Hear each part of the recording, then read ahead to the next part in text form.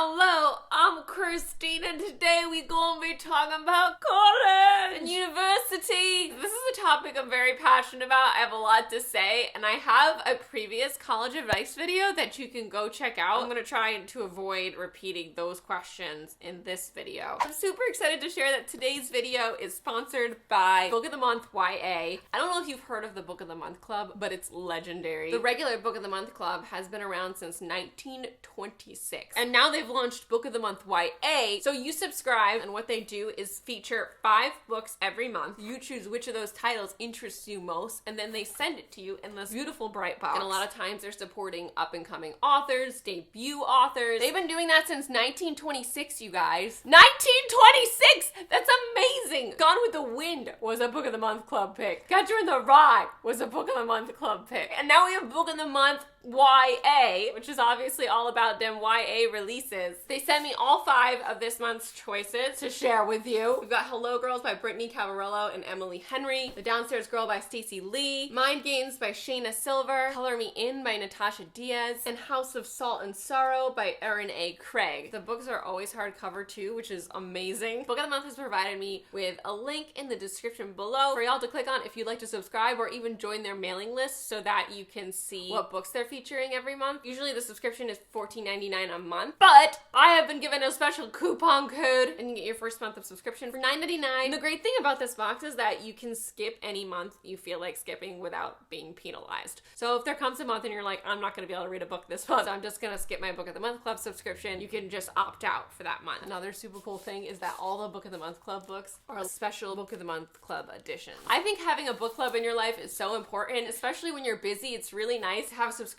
like this to keep reading in your life, you know, because you can get really busy and not be buying any books and just forget to read for fun.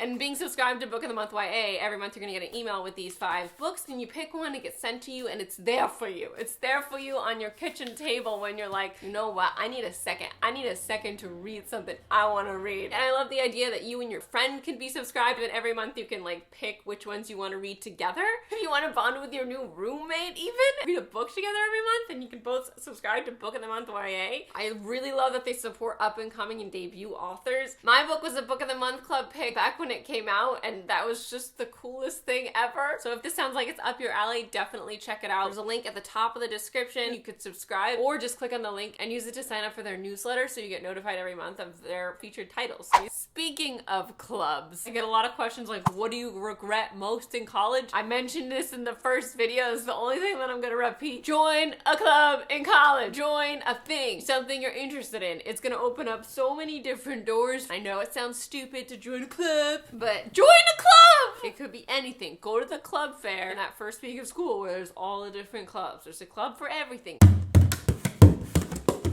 When I was in high school, I didn't know what I wanted to do in college for the longest time, and I was starting to get really nervous about it. I had assumed that maybe I want to do teaching. I enjoy imparting knowledge, but what I learned from having to help my siblings throughout the years with all sorts of math and science stuff is that I'm not a good teacher because I have no patience. Like, I love explaining it the first time, and then they'll be like, oh yeah, and then they'll do a problem and they get it wrong and do it wrong. And I just told them. My brain just starts to short circuit. Like, how do you not get it? How? If you're a teacher, praise bless. I honestly did not think that film was a major. And then my cousins from California came to visit and we made a video together. And I was like, whoa, I loved that. We like scripted it and improv'd it and I sat with her when she edited it and it opened up my worldview. I was like, wait a minute, I want to do this. And then I spent the next 3 years making music videos and editing on any software I could on our old Windows computer. I didn't know going into college what aspect of film I wanted to necessarily pursue because every aspect of film sounds like so much fun to me. And it took a while for that to click. Because once you go to school, you take a lot of different classes in the field that you want to work in. And through doing that, I realized like I love editing and writing. You don't need to know exactly what you want to do when you go to college. You can have an idea. You can test the waters surrounding that idea by taking classes your freshman and sophomore year that are under the umbrella of what you want to do. And if you honestly still have no no idea what you want to explore when you're in your senior year of high school, there are other factors you can use to figure out what college you want to attend. The huge factor is location. Do you want to be on the East Coast or the West Coast or in the Midwest or in Canada? And I'm just saying places in North America, but like, where do you want to be? That narrows down your choices. Do you want to be in a city, a rural area, or a suburb? And I knew I wanted to be in the city. I like to live in places where everything is around me and accessible and there's public transport. Do you want a big school or a small school? I knew that I didn't like in high school how everyone kind of gets a sense of you and then has these preconceived notions. So I was like, okay, I want to be in a big school where there's so many people that you can never know everybody ever. And BU had 20,000 undergrads. So I was like, that sounds great. And maybe if you have some inklings of like, maybe I want to do this or maybe I want to do this, make sure that that college has both of those majors. So when it comes to the time and you're ready, those are there for you if you want them. How do you pack everything for college? Dude, you just take everything you can. My mom's expedition would just be full to the absolute brim. And I think that's how everyone's car is on the way to college. I think what we did with clothes was like, I was allowed to take 5 pairs of jeans and, you know, a certain amount of shirts and a certain, like, give yourself a number for the amount of things you allow yourself to take so you don't take your entire world with you. A lot of people ask me how I brought my books. So I went to college in the age before iPad. I think Kindles existed, but I didn't like them. They looked like a newspaper. The first year, I brought my carry-on and I filled my carry-on with books. And honestly, they were the Twilight books. I brought the Twilight books with me to college. I stored them in a little crate under my bed. And then when the iPad came out, I grabbed it immediately because I didn't have enough room to, you know, have a bookshelf. I didn't even, you know, ponder the idea of getting a bookshelf because that'd be a pain to bring back and forth from New Jersey to Boston, and I don't want to pay for storage or anything because I'm not that far. What I did was start just getting ebooks on my iPad. Especially when I was studying abroad, it was so helpful. I got all my books on my iPad. You know, we have technology. You can use your phone now. You can use a Kindle. You can use literally anything to use ebooks. And I know you love physical books, but maybe just wait till you get home to have your physical books. I think I brought like 3 books with me the year I got the iPad. The desk that I had a little shelf over it, and that's where I would put the books. How do you stand out in a college admissions office? My favorite way to stand out is the college essay writing. I was fortunate enough to have a great English teacher junior year of high school. He really encouraged creativity and really worked with us on our college essays and explained to us that a college essay doesn't have to be like an essay about yourself. It could be a story about your life. So I wrote the weirdest college essay about my alarm clock because I was at war with it while I was in high school. It still like haunts me to this day. I had a haunted alarm clock. And I think my story had kind of a lesson like always have a plan B and always be prepared in so many different ways and blah, blah, blah. But it was like a funny little story about my haunted alarm clock. You know, if I looked at it now, I'd probably be like, ew, what were you thinking? But 17-year-old Christine got an A on that, and he read it out loud as an example for kids in the years to come. So I was really, really proud of it. This was such a fear of mine going into college. What do I do if I have to use the bathroom? I hated the communal bathroom on my freshman dorm floor. What you do is don't sit on the seat. That's a thing that people do. I never sit on the seat of a public bathroom. Do you? Do you sit? I am appalled when I learned that people just sit on those toilets. I thought it was a known fact. Never sit. Always squat or put down toilet paper to protect yourself. A lot of times now they have those things, but that's not enough. Like sometimes pieces of the toilet are still showing, so I have to go over it with a layer of regular toilet paper. And then you're so much safer. Don't worry about it too much because everyone uses the bathroom, and if you need to, you know, use it at an odd hour of the day, in the morning, late at night. Just wait till no one's in there. You adjust. Is study abroad worth the money? I got so many people asking, is study abroad worth the money? Do you think I would have written a book about studying abroad if I didn't think it was worth the money to study abroad?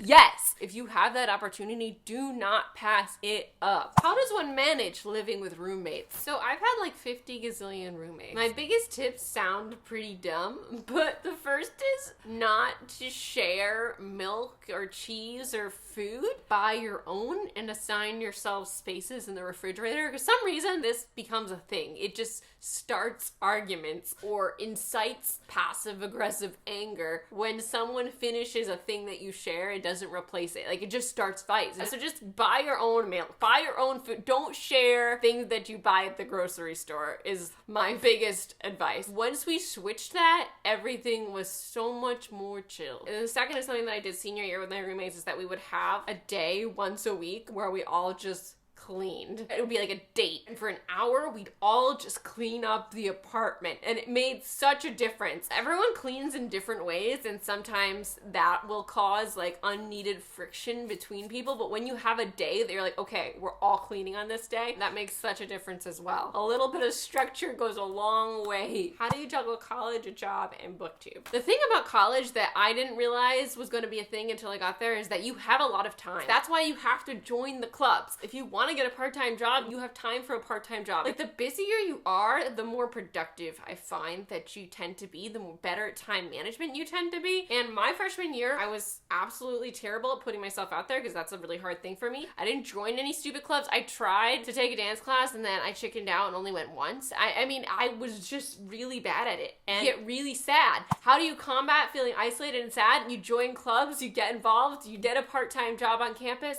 Once I got more into a college groove, I was YouTubing regularly, what I would do is set aside one day of the week to film, edit, and upload my video. You gotta be on top of registering for your classes. When you're scheduling out your classes, my advice would be try to get yourself one day free of class, and it's possible. Oh, every semester I made that happen was a beautiful, you have like a day off during the week, and that day is the day you do your YouTube. So that was Thursday for me, and my roommates would be out. I would film, edit, upload, and then that would be my video for the week. What's your number one college snack? Number one college snack has got to be cereal. It's quick, it's easy, you don't need a microwave, you need nothing except for a bowl and a spoon. Once I discovered oatmeal, it was over.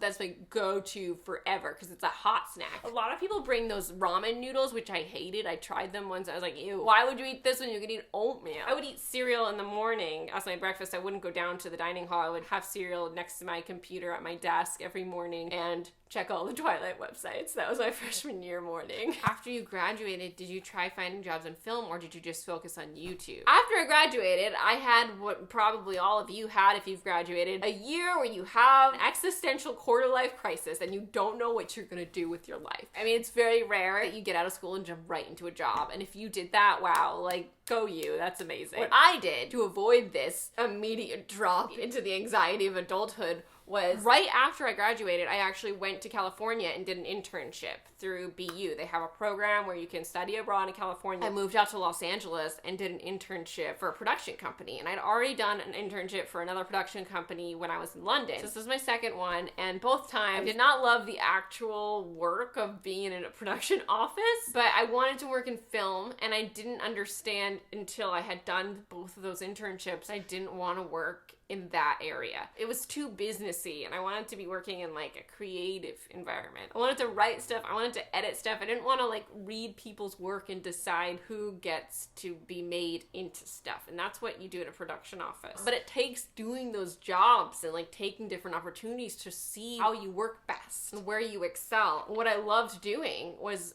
reading and making videos. And this was at a point where YouTube was just starting to explode. So on the faith that I'd be able to, try to turn my YouTube into something where I could make a living, I moved back to my mom's house and spent the entire year just working on YouTube constantly. Like, that's all I did. I took care of Chandler and I made videos and I read books and I made videos and I edited the videos and I read books. It was just this constant cycle where my brain was literally just all I ever thought about was the next thing. I loved it, but it got harder and harder as I was juggling two different channels, but it paid off and I love what I do. And in terms of film, working on a set or working in a production office, they require you to make friends and network a lot, and that's how you get jobs on sets and in different parts of the industry.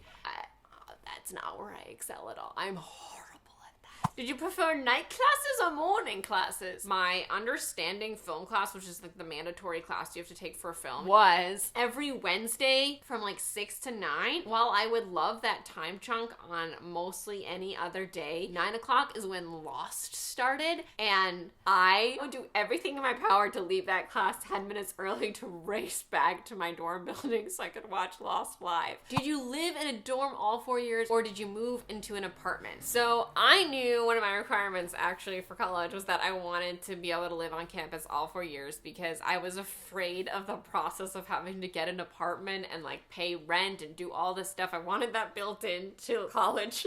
BU has guaranteed housing on campus all 4 years. I know NYU didn't. That was the thing I was afraid of. I'm pretty sure that they didn't. So I did live in apartments while I was in school. I lived in apartments from my second semester of sophomore year onward, but they were on campus apartments. And if you can do that, I would strongly recommend it. Being an adult and paying rent and having to worry about all these different bills on top of, worrying about school and worrying about any extracurriculars that go along with school, a job, and all that stuff is a lot. If you can stay on campus housing, I think that that's a great option. How did you manage to find time for reading in college? Once I started to stop rereading Twilight, like once I found the Hunger Games and the Mortal Instruments and stuff, the more I started prioritizing my fun reading over school reading. Sometimes I would alternate and I would be like, okay, if you read a chapter of this boring school book, then you're allowed to read a chapter of the Hunger Games. Or I would just stay up till 4 a.m. reading the Hunger Games. I did a lot of very late night reading my fun books. You need to treat yourself every once in a while. You can't live in the school bubble or else you get burned out. Treat yourself to a Book of the Month YA subscription, link in the description. And last question I have today is, what was your favorite class? The classes that stand out the most to me are Understanding Television, which was a mandatory class that I didn't have the best professor in, but still loved the content that I learned because the history of television is forking fascinating. And I made videos. About TV on my PolandbananasBOOKS 20 channel. I think I have 2 videos like the history of television or something. I should go back and rewatch those because I don't remember all the cool stuff I learned. There was one creative writing class offered and I took that and it was amazing. That professor was the best. Wrote so many stories in that class. She was just so encouraging and she always made a point to like point out that something that she loved in my story, and I always felt really special in that class. And I loved my screenwriting classes. I remember my screenwriting 1 class, I didn't have like the most fun teacher, but I wrote so many fun scripts in that class. Then screenwriting 2 and screenwriting 3 had the same teacher and she was my favorite. She was just so helpful and full of wisdom and advice and encouraging feedback. I liked my cinematography class just because we had to write short scripts for them to be able to film stuff, and I liked writing scripts in that class. That about wraps up today's college advice video. If you're looking for more general like college encouragement advice and stuff, like I poured so much of my college advice into this book. In the comments, please tell me what your favorite college class was. Don't forget to check out the link for Book of the Month YA. Get your first month for $9.99 using the code FLEX, F-L-E-X. Link is at the top of the description. Check it out. I'm Christine. I make videos every Tuesday. Thank you so much for watching. I'll see you next time.